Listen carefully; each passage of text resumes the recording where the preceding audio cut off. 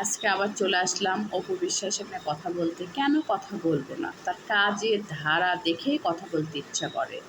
যে একটা হিন্দু মানুষ হয়ে কত নিষ্ঠার সাথে সে কাজ করে যাচ্ছে, একবার দুবাই যাচ্ছে, একবার সিঙ্গাপুর যাচ্ছে, একবার আমেরিকা যাচ্ছে, কোনো দুর্নাম নাই।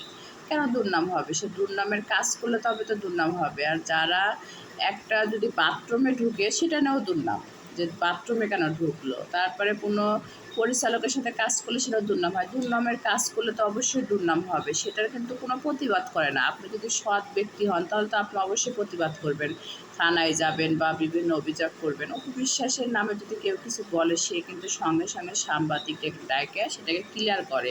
তাহলে আপনি তাকে কেন ভালোবাসবেন? অবশ্যই অপু বিশ্বাসকে আপনারা সাপোর্ট করবেন, ভালোবাসবেন। অবশ্য ওনার ভালোবাসার মানুষের অভাব নাই, কারণ যে ভালো কাজ করে তার পাশে সবসময় মানুষ দাঁড়ায়।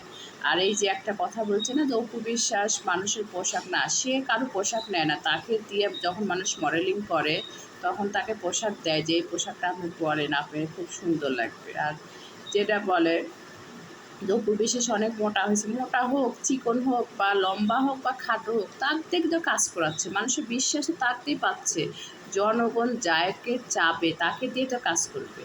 সে তো অবসরই পায় না, সে তো সময় পায় না, তবুও তার দিয়ে মানুষের তো কাজের শেষ হয় না, যে না তার দিয়ে কাজ করাবো। দেখেন, মানুষের হিন্দু মানুষ, তার কখনো বাবা মা বাঁচে নাই, এই দেশে কেউ নাই, সে যে